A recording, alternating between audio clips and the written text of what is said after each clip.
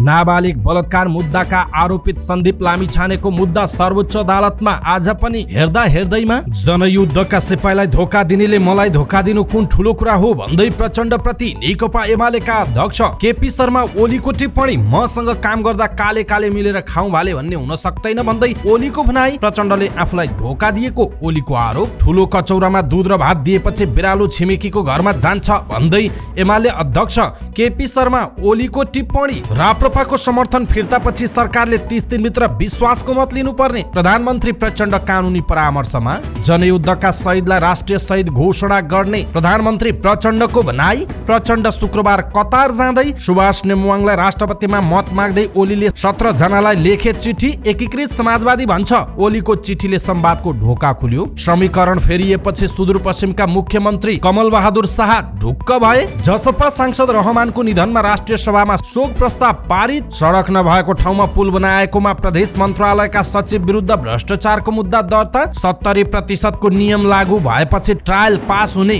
20% सम्म बढे संयुक्त राष्ट्र संघको मानवाधिकार परिषदको बैठकमा भाग लिन परराष्ट्र मन्त्री विमला राई पौड्याल स्विजरल्यान्डको जेनेभा जाँदै नेपालीको प्रति व्यक्ति आम्दानी बढ्दो यो वर्ष 1,89,000 पुग्ने किशोरीलाई बन्धक बनाएर दुर्व्यवहार गरेको अभियोगमा चिनिया नागरिक पक्राउ माग पूरा गराउन विद्यालय कर्मचारीले दिए अनिश्चितकालीन बन्दको चेतावनी पृथ्वी राजमार्गको विमल नगरदेखि घाँसी कुवा सडक खण्ड दैनिक 4 घण्टा बन्द हुने लामो समयपछि पोखरामा हिउँदे वर्षा काठमाडौँमा पनि पानी परेको जानकारी फुटबलमा बसले मोटरसाइकललाई ठक्कर दिँदा पत्रकार हितङ्गाको मृत्यु सहकारी संस्थाहरूमा समस्या आउनुमा सरकारको कमजोरी रहेको सरकारवालाहरूको भनाई केही सहकारीका कारण राम्रा सहकारलाई पनि अप्ठ्यारो परेको सहकारी मन्त्री राजकुमार राईको भनाई फागुनको 21 गतेदेखि आइपिओ निष्कासन गर्दै इङवा खोला हाइड्रो पावर ककसले पाउँछन् आवेदन दिन यसको बारेमा पुरै जानकारी 4.55 अङ्कले बढ्यो नेप्से लघुवित्त उपसूचकमा सर्वाधिक वृद्धि अमेरिकाको नोभाडामा चिकित्सक र बिरामी बोकेको विमान दुर्घटना हुँदा 5 जनाको मृत्यु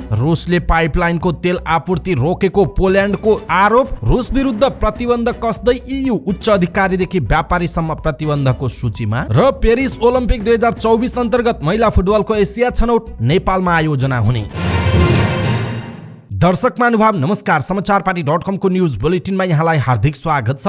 म प्रहलाद चन्द्र घिमिरे सदाको झैं आज पनि हामी उपस्थित भएका छौं। आजका महत्त्वपूर्ण समाचार ब्रेकिङ न्यूज अपडेट लगायत तपाईलाई काम लाग्ने हेर्नै पर्ने महत्त्वपूर्ण खबरहरू सम्पूर्ण खबर अत्यन्त महत्त्वपूर्ण छन्। छोटकरीमा प्रस्तुत गर्छौं। हामीलाई अन्तिमसम्म हेर्नु होला। हाम्रो मेहनतका लागि यो भिडियोमा एउटा सानो लाइक अवश्य गर्नु होला। दर्शक महानुभाव पलपलको न्यूज अपडेटका लागि हाम्रो च्यानललाई तपाईले अहिलेसम्म सब्स्क्राइब गर्नु भएको छैन भने कृपया सब्स्क्राइब गर्नुहोस् अनि नजिकै आउने बेल आइकनलाई क्लिक गर्नु होला। हाम्रो प्रस्तुति कस्तो लाग्छ त्यो कुरा तलको कमेन्ट बक्समा कमेन्ट गर्नु होला। कहाँबाट हेर्दै हुनुहुन्छ अनि आज पहिलो चोटि हो अथवा रेगुलर हामीलाई हेर्नुहुन्छ त्यो कुरा पनि तलको कमेन्ट बक्समा कमेन्ट गर्नु होला। आउनुहोस् दर्शक महानुभाव आजका महत्त्वपूर्ण समाचार सुरु गरौं। प्रचण्डले आफूलाई धोका दिएको केपी ओलीको भनाइको प्रसंगबाट।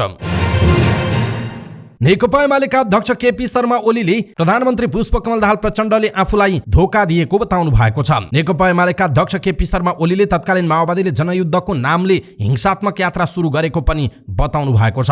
ओलीले नेपालमा ठूला आन्दोलन भएको र पछिल्लो समय पुष्पकमल दाहाल प्रचण्डले हिंसाको बाटो हिँडेर हजारौं क्रूरतापूर्वक हत्या भएको बताउनु भयो। उहाँले प्रधानमन्त्री प्रचण्डले युद्धका बेला साथी सिपाहीलाई धोका दिएको जनतालाई धोका दिएको उल्लेख गर्दै आफूलाई धोका दिनु ठूलो कुरा नभएको बताउनु भयो। शहीद परिवार तथा विभिन्न आन्दोलनमा घाइते भएकाहरूलाई सम्मानमा आयोजित कार्यक्रममा ओलीले यस्तो बताउनु भएको हो। जनतालाई धोका दिनुभयो, सहयोद्धालाई पनि धोका दिनुभयो। जनतालाई धोका दिनुभयो, आफूलाई त्यस ठाउँमा पुर्याउनेलाई धोका दिनुभयो भने मलाई धोका दिनु कुन ठूलो कुरा हो उहाँको प्रश्न छ।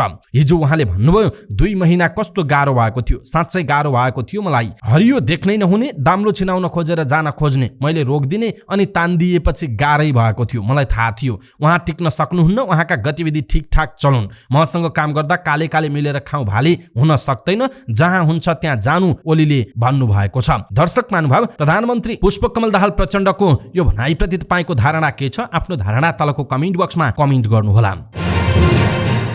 यसैबीच नेकपा एमालेका अध्यक्ष केपी शर्मा ओलीले प्रधानमन्त्री पुष्पकमल दाहाल प्रचण्डलाई बिरालोको संज्ञा दिनुभयो। ठूलो कचौरामा दूध र भात दिएपछि बिरालो छिमेकीकोमा जानु ठूलो कुरा होइन। आइतबार काठमाडौँमा भएको एक कार्यक्रममा सम्बोधन गर्दै ओलीले भन्नुभएको छ, उहाँले आफूले 80 सिट हुँदा पनि पदको लोभ नगरेको, तर प्रचण्डले 32 सिट भएर पनि पदका लागि लोभ गरेको र जे पनि गरेको आरोप लगाउनु भएको छ। उहाँले पार्टी छोडेर जाने शीर्ष नेताहरूको नामै नली पिलो निचोरिएको संज्ञा दिनुभयो। पिलो निचोर्दैमा ओजन घट्दैन। उहाँले भन्नुभयो, टुप्पाको पातो बनेर फुर्ती लगाए पनि झरेपछि त्यो मल नै हुने हो। त्यो कसरी बिस्तारै झरिरहेको छ तपाईहरूले देखिरहनु भएकै छ। अध्यक्ष ओलीले विदेशी शक्तिले आफूलाई लखेटिरहेको बताउनुभयो। विदेशी शक्ति र देशका प्रतिक्रियावादीहरूबाट सबैभन्दा बढी म लखेटिएको छु उहाँको भनाइ छ। चीनसँग सहकार्य गरेकोमा भारत रिसाएको उहाँले संकेत गर्नुभयो। उत्तरतिर बाटो थिएन, मैले बाटो खोलिदिएँ। उहाँले भन्नुभयो, सीमा मिचिएको थियो, कोही बोल्न सकेको थिएन, म बोले, नक्सा बनाएर त्यसलाई संविधानको अंश पनि बनाइदिएँ। अरू सरकार भए संविधान नै संशोधन गरेर यस्तो काम गर्न नसक्ने पनि उहाँको तर्क रहेको छ। दर्शक महानुभाव, केपी शर्मा ओलीको भनाइप्रति तपाईँको धारणा के छ? आफ्नो धारणा तलको कमेन्ट बक्समा कमेन्ट गर्नुहोला। 7 दलीय गठबन्धनको समर्थनमा पुस 10 गते प्रधानमन्त्रीमा नियुक्त हुनुभएका माओवादी केन्द्रका अध्यक्ष पुष्पकमल दाहाल प्रचण्ड अहिले छुट्टिएर 8 दलीय गठबन्धनमा पुग्नुभयो। उहाँलाई प्रधानमन्त्री नियुक्त गर्दा समर्थन गरेको नेकपा एमाले, राष्ट्रिय स्वतन्त्र पार्टी, राष्ट्रिय प्रजातन्त्र पार्टी नयाँ गठबन्धनमा समावेश रहेका छैनन्। कांग्रेस सहितको गठबन्धन बन्दा एमाले, राप्रपा र रासपा बाहिर परेका हुन्। यी मध्ये रासपाले सरकारबाट मन्त्री फिर्ता बोलाएको छ भने राप्रपाले सरकारबाट हट्नुका साथै प्रधानमन्त्रीलाई दिएको समर्थन समेत फिर्ता लिएको छ। एमालेले भने कुनै निर्णय गरेको छैन। समर्थन गरेको कुनै दलले समर्थन फिर्ता लिएपछि प्रधानमन्त्रीले फेरि विश्वासको मत लिनुपर्ने कानुनी व्यवस्था रहेको जनाइएको छ। यद्यपि संविधानको धारा 100 लाई कानुनविदहरूले फरक फरक रूपमा व्याख्या गरिरहेका छन्। संविधानविद डाक्टर भीमार्जुन आचार्यले राप्रपाले समर्थन फिर्ता लिएपछि प्रचण्ड सरकारले विश्वासको मत लिनुपर्ने बताउनुहुन्छ। संविधानमा यस्तो अवस्थामा विश्वासको मत लिनुपर्ने स्पष्ट उल्लेख भएको उहाँले बताउनुभयो। संविधानमा सरकारलाई समर्थन गरेको दलले समर्थन फिर्ता लिँदा विश्वासको मत लिनुपर्ने व्यवस्था भए पनि त्यसअघि पनि यो प्रावधानको उल्लङ्घन भएको उहाँले बताउनुभयो। उहाँले बहुमत नगुमेको अवस्थामा विश्वासको मत दिनु नपर्ने चर्चा आइरहे पनि त्यो छुट संविधानले नदिएको बताउनुभयो। कानुन व्यवसायी पदमबहादुर कार्की पनि संविधान अनुसार सरकारले 30 दिनभित्र विश्वासको मत लिनुपर्ने बताउनु भएको छ। त्यसो त राप्रपाले मात्र होइन, अलि गठबन्धनभन्दा बाहिर रहेका एमाले र स्वतन्त्र पार्टीले समर्थन फिर्ता लिँदा पनि वर्तमान सरकार ढल्ने अवस्था छैन। 10 पुसमा प्रचण्ड प्रधानमन्त्रीमा नियुक्त हुँदा एमाले, माओवादी सहितका 169 सांसदको समर्थन रहेको थियो। पुस 26 मा प्रतिनिधि सभाबाट प्रधानमन्त्रीले सत्ता गठबन्धन बाहेक विपक्षी कांग्रेस, एकीकृत समाजवादी र लोकसभा समेत गरी 268 सांसदको समर्थन पाउनु भएको थियो। यसरी राप्रपाको समर्थन फिर्तापछि सरकारले 30 दिनभित्र विश्वासको मत लिनुपर्ने संविधानविदहरूले बताएका छन् र प्रधानमन्त्री यसको कानुनी परामर्शमा लागेको बुझिएको छ। सरकारले जनयुद्धका शहीदलाई राष्ट्रिय शहीद घोषणा गर्ने तयारी गरेको छ। प्रधानमन्त्री पुष्पकमल दाहाल प्रचण्डले यस्तो जानकारी दिनुभयो। आइतबार जनयुद्धका शहीद तथा बेपत्ता योद्धाका परिवारहरूसँगको अन्तर्क्रिया कार्यक्रममा प्रधानमन्त्री प्रचण्डले जनयुद्धका शहीदहरूलाई राष्ट्रिय शहीद घोषणा गर्ने बताउनुभयो। नेपालको राजनीतिक परिवर्तनमा अद्वितीय योगदान गर्ने जनयुद्धका शहीदहरूलाई उच्च सम्मानसहित राष्ट्रिय शहीद घोषणा गर्ने तयारी भइरहेको पनि उहाँले बताउनु भएको छ। जनयुद्धको क्रममा पहिलो बलिदान गर्ने शहीद दिलबहादुर रम्तेलको स्मृति दिवस पनि आइतबार भएको उल्लेख गर्दै प्रचण्डले भन्नुभयो, वर्तमान सरकारले जनयुद्ध लगायत सबै आन्दोलनका शहीदहरूलाई राष्ट्रिय शहीद घोषणा गर्ने तयारी गरिरहेको छ उहाँको भनाइ छ। 2007 सालको क्रान्तिदेखि झापा विद्रोह, जनआन्दोलन र जनयुद्धका शहीदहरू नेपालको राष्ट्रिय गौरव भएकाले उनीहरूको उच्च सम्मान गर्नुपर्छ भन्नेमा सरकार रहेको पनि प्रधानमन्त्री प्रचण्डले बताउनु भएको छ। यसैबीच प्रधानमन्त्री प्रचण्डले शान्ति प्रक्रियाका बाँकी कामहरू पनि छिट्टै सम्पन्न गरिने उल्लेख गर्नु भएको छ। प्रधानमन्त्री पुष्पकमल दाहाल प्रचण्ड आगामी शुक्रबार कतार जानुहुने भएको छ। अति कम विकसित राष्ट्रहरूको 5औं सम्मेलनमा भाग लिन प्रधानमन्त्री प्रचण्ड फागुनको 19 गते शुक्रबार कतार जान लाग्नु भएको हो। परराष्ट्र मन्त्रालयकी प्रवक्ता सेवा लम्सालका अनुसार प्रधानमन्त्री प्रचण्डले सम्मेलनलाई सम्बोधन गर्ने कार्यक्रम छ। सम्मेलनमा सहभागी राष्ट्र प्रमुख र सरकार प्रमुखहरूसँग पनि द्विपक्षीय भेटवार्ता हुनेछ। भ्रमणका क्रममा प्रचण्ड नेपाली समुदायले आयोजना गर्ने कार्यक्रमहरूमा पनि सहभागी हुने परराष्ट्र मन्त्रालयले जनाएको छ। प्रवक्ता लम्सालका अनुसार प्रधानमन्त्री प्रचण्ड 22 फागुनमा स्वदेश फर्किनु हुनेछ। नेकपा एमालेका अध्यक्ष केपी शर्मा ओलीले राष्ट्रपतिका उम्मेद्वार सुभाष नेमुवाङलाई मत दिन आग्रह गर्दै नेपाली कांग्रेस बाहेक संसदमा प्रतिनिधित्व गर्ने सबै दल र स्वतन्त्र सांसदलाई पत्र लेख्नुभयो। एमालेबाट छुट्टिएर बनेको एकीकृत समाजवादीले ओलीको पत्रबाट संवादको ढोका खोलेको भन्दै निरन्तर संवादमा रही सहकार्यको वातावरण बन्न सक्ने प्रतिक्रिया दिएको छ। फागुन 25 गते हुने राष्ट्रपति पदको निर्वाचनका लागि नेपाली कांग्रेसका रामचन्द्र पौडेल र नेकपा एमालेबाट सुभाष नेमुवाङले मनोनयन दर्ता गराउनु भएको छ। त्यस लगत्तै नेकपा एमालेले नेमुवाङलाई भोट माग्दै संसदमा प्रतिनिधित्व गर्ने दलका नेता र स्वतन्त्र सांसदहरूलाई पत्र पठाएको थियो। अध्यक्ष केपी शर्मा ओलीले हस्ताक्षर भएको पत्र संसदमा प्रतिनिधित्व गर्ने राजनीतिक दल र स्वतन्त्र सांसद गरी 17 जनालाई पठाइएको एमाले केन्द्रीय कार्यालयका सचिव डाक्टर भीष्म अधिकारीले जानकारी दिनुभयो। उहाँका अनुसार कांग्रेस बाहेकका सबै दललाई औपचारिक रूपमा पत्र पठाएर नेमुवाङलाई मत दिन भनिएको छ। यसैबीच एकीकृत समाजवादीका अध्यक्ष माधव कुमार नेपाललाई पठाइएको पत्र सो पार्टीका नेता जगन्नाथ खतिवड़ाले सामाजिक सञ्जालमा पोस्ट गर्दै प्रतिक्रिया समेत जनाउनु भएको छ। पत्र पठाएकोमा ओलीलाई धन्यवाद दिँदै खतिवड़ाले यसबाट संवादको ढोका खुलेको बताउनुभयो। संवादको वातावरण बनिरहे भविष्यमा सहकार्यको वातावरण बन्न सक्ने पनि उहाँले उल्लेख गर्नु भएको छ। राष्ट्रपति निर्वाचन अघि केन्द्रमा नेपाली कांग्रेस सहित 8 दलको गठबन्धन बनेपछि सुदूरपश्चिमका मुख्यमन्त्री कमल बहादुर शाह विश्वासको मत पाउनेमा ढुक्क देखिनु भएको छ। एमालेका राजेन्द्र सिंह रावलले विश्वासको मत नपाएपछि ठूलो दलको संसदीय दलको नेताको हैसियतमा 26 माघमा मुख्यमन्त्रीमा नियुक्त हुनुभएका शाह नेकपा एमाले माओवादीको समीकरण रहँदासम्म विश्वासको मत नपाउने हो कि भन्ने आशंकामा हुनुहुन्थ्यो। तर केन्द्रमा कांग्रेस माओवादी एकीकृत समाजवादी सहितका दलको गठबन्धन बनेपछि विश्वासको मत पाउनेमा उहाँ ढुक्क हुनुभयो। संविधान अनुसार उहाँले नियुक्तिको 30 दिनभित्र अर्थात् 26 फागुनभित्र विश्वासको मत लिइसक्नु पर्नेछ। 53 सदस्यीय प्रदेश सभामा हाल शाहलाई कांग्रेसका 19 र सरकारमै सहभागी नेकपा एकीकृत समाजवादी पार्टीका 4 जना प्रदेश सभा सदस्यको मात्र समर्थन छ। तर प्रदेश सभाको विश्वास पाउन प्रदेश सभामा 27 प्रदेश सभा सदस्यको समर्थन आवश्यक पर्छ। केन्द्रको 8 दलीय गठबन्धनमा रहेका दल माओवादी केन्द्रको 10 सभामुख बाहेक र नागरिक उन्मुक्ति पार्टीका 7 प्रदेश सभा सदस्यको समर्थन पाएमा मुख्यमन्त्री शाहले 40 प्रदेश सभा सदस्यको मत पाउनु हुने जनाइएको छ। प्रदेश सभामा 8 दलीय गठबन्धन भन्दा बाहिर रहेका दल नेकपा एमालेका 10 राप्रपाका 1 र 1 जना स्वतन्त्र सांसद गरी 12 जना रहेका छन्। राष्ट्रिय सभाले प्रतिनिधि सभा सांसद शहनाज रहमानको निधनप्रति शोक प्रस्ताव पारित गरेको छ। आइतबार बसेको राष्ट्रिय सभा बैठकले जनता समाजवादी पार्टीबाट सांसद रहनु भएकी रहमानको निधनप्रति गहिरो दुःख व्यक्त गर्दै शोक प्रस्ताव पारित गरेको हो। बैठकले स्वर्गीय सांसद रहमानप्रति भावपूर्ण श्रद्धाञ्जली व्यक्त गर्दै शोक सन्तप्त परिवारजनप्रति समवेदना व्यक्त गरेको छ। 2016 सालमा जन्मिनु भएकी प्रतिनिधि सभा सदस्य शहनाज रहमानको शनिबार हृदयघातका कारण निधन भएको थियो। झापाको भद्रपुर निवासी स्वर्गीय सांसद रहमानलाई जसपाले समानुपातिक पद्धतिबाट सांसद बनाएको हो। गोर्खा नगरपालिका 3 मा बाटो नभएको ठाउँमा पुल बनाएर भ्रष्टाचार गरेको आरोपमा गण्डकी प्रदेशको भौतिक पूर्वाधार मन्त्रालयका तत्कालीन सचिव ईश्वर चन्द्र मरहट्टा सहित 3 जना विरुद्ध भ्रष्टाचारको मुद्दा दायर भएको छ। उनीहरूले 5,45,52,000 रुपैयाँ भ्रष्टाचार गरेको अख्तियारले आरोप लगाएको छ। भौतिक पूर्वाधार मन्त्रालय अन्तर्गतको प्रदेश सडक निर्देशनालयका तत्कालीन निमित्त निर्देशक रामकुमार श्रेष्ठ र पूर्वाधार विकास कार्यालय गोर्खाका senior divisional engineer Omraj Dhungana विरुद्ध पनि अख्तियारले भ्रष्टाचारको मुद्दा दायर गरेको छ। गोर्खा नगरपालिकाको जरेभरमा नारेश्वर जोड्ने गरी बनेको पक्की पुल दुवैतर्फ सडक नभएको ठाउँमा थियो। सडक नै नभएको ठाउँमा पुल बनाएर नागरिकले तिरेको करको दुरुपयोग गरेको भन्दै अख्तियारमा उजुरी परेपछि छानबिन अगाडि बढेको थियो। चालक अनुमति पत्रका लागि लिइने प्रयोगात्मक परीक्षा ट्रायलमा 70% ल्याउँदा पास हुने व्यवस्था लागू भएसँगै चालक अनुमति पत्र अर्थात् लाइसेन्स पास हुनेको संख्या 10 देखि 20% सम्म बढेको छ। बागमती प्रदेश सरकारले गरेको निर्णयका आधारमा काठमाडौँ उपत्यकाका 4वटै यातायात व्यवस्था कार्यालयले यो महिनाको सुरुदेखि नै 70% ल्याउँदा पास हुने नियम लागू गराएका हुन्। नियम लागू भए पनि 2 पाङ्ग्रे सवारी साधनमा 20% सम्म र 4 पाङ्ग्रेमा 10% सम्म पास हुने दर बढेको एकान्त कुना स्थित कार्यालयले जानकारी दिएको छ। कार्यालयको चाप व्यवस्था गरेर अनलाइन फारम भर्नेको परीक्षा लिइरहेको कार्यालयका प्रमुख राजकुमार कपालीले बताउनु भएको छ। सुरुमा चाप बढी भए पनि पुनः ट्रायल दिने कम हुने उहाँको भनाइरहेको छ।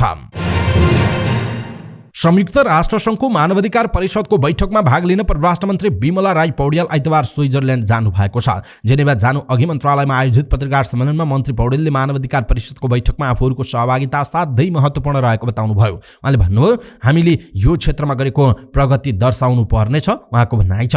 मन्त्री पौड्यालका अनुसार भ्रमणका क्रममा राष्ट्रिय मानवाधिकार आयोगलाई क श्रेणीमै राख्न पहल हुनेछ।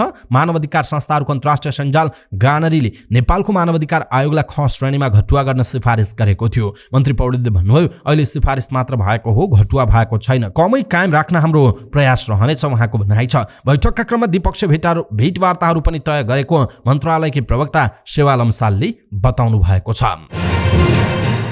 नेपालीको प्रति व्यक्ति आम्दानी वर्ष नै बढ्दो छ। गत वर्ष $1381 रहेको प्रति व्यक्ति आम्दानी चालु आर्थिक वर्षमा $53 बढेर $1434 पुग्ने भएको छ।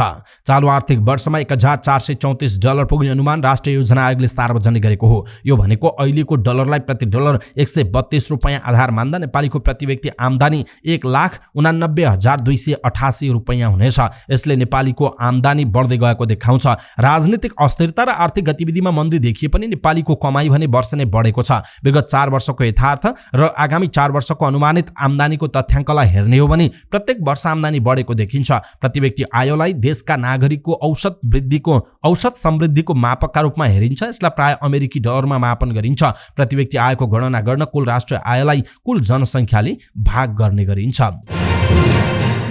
किशोरीहरूलाई बन्धक बनाएको आरोपमा एकजना चिनिया नागरिक पक्राउ परेका छन्। विभिन्न प्रलोभन देखाएर विभिन्न जिल्लाबाट उनीहरूलाई काठमाडौँ ल्याएर बन्धक बनाएको आरोपमा चिनिया नागरिक याङ लिमिङ पक्राउ परेका हुन्। नेपाल प्रहरीको केन्द्रीय अनुसन्धान ब्युरो CIB का निर्देशक उत्तमराज सुवेदीका अनुसार प्रहरीले 5 जना किशोरीलाई उद्धार गरेको छ। तीमध्ये 2 जनालाई यौन दुर्व्यवहार गरेको आशंका गरिएको उहाँले बताउनुभयो। ललितपुरको गोङ्गटीमा उनीहरूलाई राखेको पाइएको छ। एकजना किशोरीले परिवारसँग सम्पर्क गरेपछि ब्युरोसम्म चिनिया नागरिकबारे कुरा पुगेको जनाइएको छ। क्रममा 3 चिनिया नागरिकले विभिन्न प्रलोभन देखाएर किशोरीहरूलाई काठमाडौँ बोलाएको पाइएको प्रहरीले जनाएको छ। ललितपुरको घटना भएकाले त्यहीँबाट मुद्दा चलाउने गरी पठाएका छौँ। सुवेदीले भन्नुभयो, थप अनुसन्धान ललितपुरबाटै भइरहेको छ। उहाँको भनाइरहेको छ। नेपाल विद्यालय कर्मचारी परिषदले विभिन्न माग राखेर अनिश्चितकालीन विद्यालय बन्दको आन्दोलन गर्ने चेतावनी दिएको छ। परिषदले विद्यालय कर्मचारीको सेवा सुविधा वृद्धि लगायत विभिन्न माग राखेर भदौ 1 गतेदेखि आन्दोलन सुरु गरेको थियो। तर आफूहरूको मागप्रति सरकार उदासीन रहेको परिषदले जनाएको छ। परिषदले फागुनको 15 गतेदेखि मसान्तसम्म सबै स्थानीय तहमा ध्यानाकर्षण पत्र बुझाउने, चैत 1 गतेदेखि 7 गतेसम्म शिक्षा विकास तथा समन्वय इकाइमा ध्यानाकर्षण पत्र बुझाउने, चैत 15 गतेसम्म सामाजिक विकास मन्त्रालयमा ध्यानाकर्षण पत्र बुझाउने र चैत 21 गते संघीय सरकारका निकायहरूमा ध्यानाकर्षण पत्र बुझाउने कार्यक्रम सार्वजनिक गरेको छ। त्यस अवधिमा पनि माग सुनवाई नभए अनिश्चितकालीन विद्यालय बन्द गर्ने चेतावनी दिएको छ। परिषद अध्यक्ष गंगाराम तिवारी र महासचिव शान्तिनाथ योगीले जारी गरेको विज्ञप्तिमा देशभरका सामुदायिक विद्यालयमा कार्यरत 34,850 कर्मचारीको माग सुनवाई गर्न आग्रह गरिएको छ। परिषदले विद्यालय कर्मचारी सहायक लेखापालहरूका लागि 36,730 रुपैयाँ र विद्यालय सहयोगीहरूका लागि 26,210 रुपैयाँ तलब सुविधाको ग्यारेन्टी गर्नुपर्ने, सामुदायिक विद्यालयमा कार्यरत विद्यालय कर्मचारीलाई दरबन्दीमा समायोजन गरी एक पटकका लागि प्रक्रिया पुर्याई स्वतः स्थायी गर्नुपर्ने माग राखेको छ। त्यस्तै संघीय शिक्षा ऐन जारी हुँदाका बखतसम्म अविच्छिन्न सेवामा रहेका विद्यालय कर्मचारीलाई एक पटकका लागि उमेर हद नलाग्ने प्रबन्ध गर्नुपर्ने, 60 वर्ष उमेर पुगेका विद्यालय कर्मचारीहरूलाई शिक्षक सरह सेवा सुविधा उपलब्ध गराई ससम्मान अवकाशको व्यवस्था गर्नुपर्ने लगायतका माग पनि उनीहरूले राखेका छन्। पृथ्वी राजमार्ग अन्तर्गतको तनहुँको विमलनगरदेखि घाँसीकुवा सडक खण्ड दैनिक 4 घण्टा बन्द हुने भएको छ। जिल्ला प्रहरी कार्यालय तनहुँले आइतबार एक सूचना जारी गर्दै मुगलिन पोखरा सडक खण्ड विस्तारको काम अगाडि बढिरहेका बेला उक्त खण्डमा विस्तारको काम छिटो छरितो रूपमा गर्न 10 दिनसम्म दिनको 4 घण्टा बन्द गर्ने जनाइएको छ। मुगलिन पोखरा योजना पूर्व खण्डबाट अनुरोध भई आएकाले सडक बन्द गरी निर्माण कार्य अगाडि बढाउने निर्णय भएको सहायक प्रमुख जिल्ला अधिकारी काशीराम गैरीले बताउनुभयो। राजमार्ग विस्तारका क्रममा ठूलो मात्रामा ब्लक कटिङको कार्य गर्नुपर्ने भएकाले मनसुन सुरु हुनु अगावै कटिङको काम सम्पन्न गर्ने आवश्यक बन्दोबस्त मिलाउन योजनालाई अनुरोध गरिएको उहाँले बताउनुभयो। आबु खैरेनी 4 डम्पिङमा गत वर्ष पहिरोका कारण भाँसिएको सडक अहिलेसम्म एकतर्फी मात्र सञ्चालन भइरहेकाले यस वर्ष मनसुन सुरु हुनु पूर्व नै सडक मर्मत गर्न सडक डिभिजन दमौलीलाई अनुरोध गरिएको समेत उहाँले बताउनु भएको छ। पृथ्वी राजमार्ग सडक खण्डलाई 2 खण्डमा विभाजन गरी विस्तारको काम भइरहेको छ। पोखरामा हिउँदे वर्षा भएको छ। गएको फागुन 11 गते बिहीबार आज आइतबार हिउँदे वर्षा सहित असिना परेको हो। लामो समयदेखि परेको पानीले सुकेको हिउँदे खेतीलाई राहत मिलेको छ। पोखरा महानगरपालिका 7 मासबार लगायतका क्षेत्रमा आइतबार दिउँसो वर्षासँगै असिना परेको महानगरका कृषि महाशाखा प्रमुख मनोहर कढरियाले जानकारी दिनुभयो। लामो समयपछि परेको पानीले सिंचाइ सुविधा नपुगेका खेतबारीमा लगाइएका हिउँदे खेतीलाई राहत मिले पनि कतै असिना समेत पर्दा हिउँदे बालीमा क्षति पुगेको कृषि महाशाखा प्रमुख कढरियाको भनाइ छ। लामो समयदेखि पानी नपर्दा सुक्खापन बढेपछि किसान चिन्तित बनेका थिए। हिउँदे वर्षासँगै बाली सप्रिने आशा पलाएको किसानहरूले बताएका छन्। बुटवलको मिलनचोकमा भएको सवारी दुर्घटनामा रूपन्देहीका पत्रकार मनोज हितङ्गाको मृत्यु भएको छ। शनिबार राति करिब 11:15 बजे लु 8 प 9068 नम्बरको मोटरसाइकलमा बुटवलको मिलनचोकबाट अस्पताल लाइनतर्फ जाँदै गरेका हितङ्गालाई विपरीत दिशाबाट आउँदै गरेको सुदूरपश्चिम प्रदेश 0702-001 ख 1226 नम्बरको महाकाली यातायातको बसले बस पार्क नजिक ठक्कर दिएको थियो। बसको ठक्करपछि घाइते भएका हितङ्गाको लुम्बिनी प्रादेशिक अस्पतालमा उपचारका क्रममा निधन भएको हो। हितङ्गा एनटिभीको लुम्बिनी प्रदेश कार्यालयमा संवाददाताको रूपमा कार्यरत थिए। पाल्पाको तानसेन नगरपालिकाका स्थानीय बासिन्दा हितङ्गा करिब 15 वर्षदेखि बुटवलको बुद्धनगरमा बस्दै आएका थिए। पछिल्लो समय सहकारी संस्थाहरूमा समस्या आउनुमा सरकारको कमजोरी रहेको सरोकारवालाहरूले बताएका छन्। आइतबार आर्थिक मिडिया सञ्चालक संघले काठमाडौँमा आयोजना गरेको सहकारीमा सङ्कट कारण र समाधान वैषयिक अन्तर्क्रिया कार्यक्रममा बोल्दै अधिकांश सहकारी अभियान कर्मीहरूले सरकारको कमी कमजोरीका कारण समस्या आएको दावी गरेका हुन्। उनीहरूले सहकारीलाई नियमन गर्ने निकायहरूले जथाभावी रूपमा सहकारी दर्ता गर्नाले समस्या बढ्दै गएको बताएका छन्। उनीहरूले सरकारले सहकारी संस्था दर्ता गर्ने र नियमन नगर्ने हुँदा समस्या आएको उल्लेख गरे। उनीहरूले सरकारले नियमनकारी निकायलाई मजबुत बनाएर कडाइका साथ नियमन गरी तत्कालको समस्या समाधान हुने बताएका छन्। कार्यक्रममा बोल्दै राष्ट्रिय सहकारी महासंघका अध्यक्ष मिनराज कणेलले सरकारले सहकारी संस्था दर्ता गर्ने र नियमन नगर्ने गर्दा समस्या आएको दावी गर्नुभयो। उहाँले सरकारले सहकारी दर्ता गरी कडाइका साथ नियमन गर्न सक्दा नै ओरिएन्टल सिभिल सहकारीको जन्म भएको बताउनु भएको छ। उहाँले पछिल्लो समय समस्याग्रस्त देखिएका सहकारीलाई कडाइका साथ नियमन गरी समस्याको समाधान गर्न आवश्यक रहेको पनि बताउनु भएको छ। यसैबीच भूमि व्यवस्था सहकारी तथा गरिबी निवारण मन्त्री राजेन्द्र कुमार राईले सहकारी क्षेत्रमा देखिएका समस्या समाधान गर्न सरकार तयार रहेको बताउनुभयो। आर्थिक मिडिया सञ्चालक संघले आयोजना गरेको सहकारीमा सङ्कट कारण र समाधान वैषयिक अन्तर्क्रिया कार्यक्रममा बोल्दै मन्त्री राईले सबै खराब नभए पनि केही सहकारीका कारण यो क्षेत्र बदनाम भइरहेको बताउनुभयो। सहकारीमा भएका समस्या समाधानका विषयमा लिपिबद्ध गरेर म भएको ठाउँमा ल्याउनुस्, म समस्याको समाधान गर्न तयार छु। सहकारीको समस्या समाधानका लागि सबैजना लाग्नुपर्छ। सरकार सहकारी क्षेत्रमा भएका समस्या समाधान गर्न तयार छ उहाँले भन्नुभयो। उहाँले 30,000 सहकारीमा 15 केहीले मात्र बदमासी गरेको भन्दै हल्लाको पछाडि लाग्दा सहकारी माथिको विश्वास गुम्दै गएको धारणा व्यक्त गर्नुभयो। मन्त्रालयका सचिव डाक्टर दामोदर रेग्मीले बचतकर्ताको बचत सुरक्षा र सहकारी अभियानको मूल्य मान्यतामा आँच आउन नदिन मन्त्रालय संवेदनशील रहेको पनि बताउनुभयो। इङ्वा खोला हाइड्रो पावर लिमिटेडले फागुनको 21 गतेदेखि धितोपत्रको प्रारम्भिक सार्वजनिक निष्कासन आइपिओ बिक्री खुल्ला गर्ने भएको छ। कम्पनीले पहिलो चरणमा आयोजना प्रभावित क्षेत्रका स्थानीय बासिन्दा र नेपाल सरकारको सम्बन्धित निकायबाट श्रम स्वीकृति प्राप्त गरी वैदेशिक रोजगारीमा रहेका नेपालीहरूका लागि आइपिओ निष्कासन गर्न लागेको हो। कम्पनीले आफ्नो जारी पुँजी 60 करोड रुपैयाँको 30% हुन आउने 18 करोड रुपैयाँ बराबरको 18 लाख किता आइपिओ जारी गर्ने नेपाल धितोपत्र बोर्डबाट स्वीकृत पाएको थियो, जसमध्ये जारी पुँजीको 10% हुने 6 करोड रुपैयाँ बराबरको 6 लाख किता आइपिओ आयोजना प्रभावित क्षेत्रका बासिन्दाहरूका लागि निष्कासन गर्न लागेको जनाइएको छ। यस्तै सर्वसाधारणलाई छुट्याइएको जारी पुँजीको 20% हुने 12 लाख किताको 10% हुने 1,20,000 किता वैदेशिक रोजगारीमा रहेका नेपालीहरूका लागि निष्कासन गर्न लागेको हो। आयोजना प्रभावित क्षेत्रका स्थानीय बासिन्दाहरूका लागि निष्कासन गरिने शेयरमा ताप्लेजुङको सेदिङवा गाउँपालिका 3, पाँचथरको याङवरक गाउँपालिका 2 र वडा नम्बर 3 का बासिन्दाले आवेदन दिन सक्ने जनाइएको छ। कम्पनीको आइपिओमा न्यूनतम 10 किताका लागि आवेदन दिनुपर्नेछ भने अधिकतम 20,000 किताका लागि आवेदन दिन सकिने जनाइएको छ। सो आइपिओमा 8 चैतसम्म आवेदन दिन सकिने जनाइएको छ। शेयर बजारमा तीव्र उतार चढाव बीच एकल अङ्कको सामान्य वृद्धि भएर शेयर बजार बन्द भएको छ। नेपाल राष्ट्र बैंकले लघुवित्तलाई अनियन्त्रित कर्जा लगानीमा कडाई गरेपछि गत बिहीबार अधिकांश लघुवित्तको शेयर मूल्यमा गिरावट भएर नकारात्मक सर्किट मूल्यमा बन्द भएको थियो भने शेयर बजार परिसूचक नेप्से 57 अङ्कले घटेको थियो। आइतबार सुरुवाती समयमा 61 अङ्कको उच्च गिरावट भएको शेयर बजार तीव्र उतार चढावका बीच अन्तिम समयमा सामान्य बढेर बन्द भएको छ। आइतबार नेप्से 4.55 अङ्क 0.22% ले वृद्धि भएर 2027.19 अङ्कमा बन्द भएको छ। बैंकिङ, जीवन बीमा, उत्पादनमूलक र व्यापार उपसूचकमा गिरावट हुँदा लघुवित्त उपसूचक भने करिब 3% ले बढेको छ। बैंकिङ उपसूचक 0.89%, जीवन बीमा उपसूचक 0.14%, उत्पादनमूलक उपसूचक 0.30% र व्यापार उपसूचक 1.40% ले गिरावट भएको छ। लघुवित्त उपसूचक सर्वाधिक 2.78% ले वृद्धि हुँदा होटल तथा पर्यटन उपसूचक 2.34% ले बढेको छ। आइतबार बजारमा 2.5 अर्ब भन्दा माथिको कारोबार भएको छ। 50,532 वटा कारोबारमा 65,15,852 किता धितुपत्र किनबेच हुँदा 2,52,50,72,000 को कारोबार भएको छ। जसमध्ये हिमालयन डिस्टिलरीको सर्वाधिक 10,79,00,000 को कारोबार हुँदा एनआईसी एसिया बैंकको 7,87,00,000 र छिमेक लघुवित्तको 7,17,00,000 को कारोबार भएको छ। आइतबार बजारमा कुल 217 कम्पनीको शेयर कारोबार भएकोमा 146 कम्पनीको शेयर मूल्य बढेको छ। 62 कम्पनीको शेयर मूल्यमा गिरावट हुँदा 9 कम्पनीको शेयर मूल्य भने स्थिर छ। विजय लघुवित्तको शेयर मूल्य सर्वाधिक 7.94% ले वृद्धि हुँदा ग्रीन डेभलपमेन्ट बैंकको शेयर मूल्य 7.60% र अभियान लघुवित्तको शेयर मूल्य 7.26% ले बढेको जनाइएको छ। जनउत्थान सामुदायिक लघुवित्तको शेयर मूल्य 5.26% ले गिरावट हुँदा नेपाल इन्भेस्टमेन्ट मेगा बैंकको शेयर मूल्य 3.94% र नेस्डो समृद्धि लघुवित्तको शेयर मूल्य 3.27% ले गिरावट भएको जनाइएको छ। अमेरिकाको पश्चिमी राज्य नेभाडामा चिकित्सक र बिरामी बोकेको एउटा विमान दुर्घटना हुँदा 5 जनाको ज्यान गएको छ।